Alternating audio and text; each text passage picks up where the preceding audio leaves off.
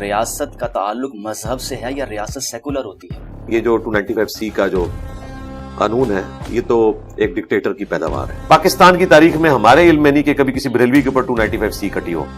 اتنا بڑا حسن اتفاق ہے کہ ہمیشہ اہل حدیث کے اوپر، دیوبند کے اوپر یا اہل تشیع کے اوپر یہ توہین مذہب کی دفعات کٹتی ہیں، خصوصاً 295C. جو بریلوی عقیدہ رکھے ہوئے ہیں اس وقت، ان کے عقائد ہمارے نزدیک نبی الاسلام کی اہانت کے اوپر مبنی ہے. ہمارے نزدیک تو ان کے عقائد صراحتاً 295A کی کیٹیگری میں بھی فال کرتے ہیں، B کے بھی اور C.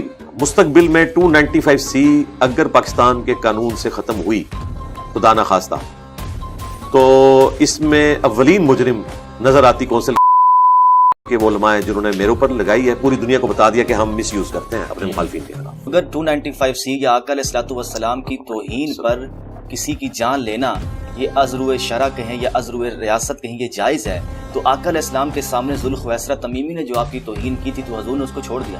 اصل وجہ یہ ہے کہ ان لوگوں کو حقیقی عشق رسول نصیب ہی نہیں ہوگا.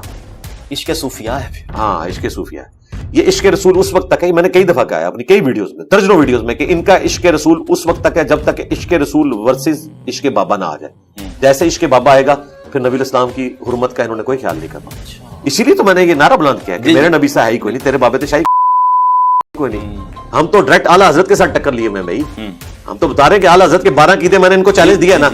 یہ پنڈی کا مفتی، لاہور کا ڈاکٹر اور ہمارا ایکس مرشد باپا جانی جو امیر اہل سنت ہے ان کا، یہ سارے مل کے ہزاروں علماء بلکہ لاکھوں میں علماء مل کے 12 عقیدوں کا جواب دیں. اعلیٰ حضرت کے 12 عقیدے میں نے بتائے ہیں. تو اعلیٰ حضرت تو کہتے ہیں کہ دیوبند، اہل حدیث اور شیعہ سب کے سب مرتد اور واجب القتل گستاخ رسول ہیں. ایسے گستاخ رسول ہیں کہ واجب القتل ہیں. احکام شریعت میں اعلیٰ حضرت نے لکھا ہے. جب انڈیا پاکستان کی جنگ ہوئی تو ٹرمپ صاحب نے جو سیز فائر کروایا تو آپ نے جملہ بولا غوث وقت ٹرمپ صاحب.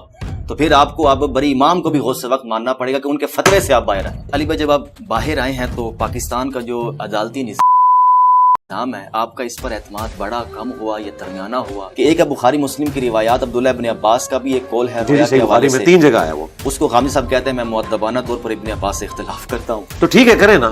ہم مؤدبانہ طور پہ اپنے استاد سے اختلاف کرتے ہیں اور ابن عباس کو سیکنڈ کرتے ہیں. میرا تو موقف یہ ہے کہ امت میں جو نظریہ پہلے سے ایگزسٹ نہیں کرتا عقائد کے اعتبار سے، اس کو اڈاپٹ کرنا اس سے بڑی کوئی بیوقوفی نہیں ہے. میں جدید فقہی احکام و مسائل کی بات نہیں کر رہا، عقائد کی، کیونکہ وہ وقت کے ساتھ تو نہیں بدلتے، وہ فکس ہے. فقہی مسائل میں اختلاف کریں، غامدی صاحب کے ہم ساتھ ہیں، میں کئی چیزوں میں ان کے ساتھ ایگری کرتا ہوں. سب کانٹیننٹ میں جب کوئی رفع الدین کرتا ہے تو انڈرسٹوڈ ہے کہ اس کی توحید ٹن 24 کیرٹ سونا ہے. صحیح والا ٹن سنی، ہاں یہ والا پپلا سنی نہیں کہ جو بابوں کے پیچھے چلتا ہے. ٹن سنی جو کتابوں کو مانتا ہے، یعنی کہ میرے نبی سا ہے ہی کوئی نہیں، تیرے بابے تھے شاہی کوئی نہیں. تو ناسمی کے خلاف تو آپ بہت بولتے ہیں، لیکن جو پلانٹ ارتھ پر آپ کو سب سے پیارے عالم دین لگتے ہیں وہ تو معاویہ کو مہدی مانتے ہیں. کون؟ غامدی صاحب. ایک ہے قول رسول کا انکار کرنا اور ایک ہے اصطلاح محدثین میں حدیث کا انکار کرنا. وہ تو راوی کا بیان ہے، تحقیق کے بعد وہ قول رسول بنے گا.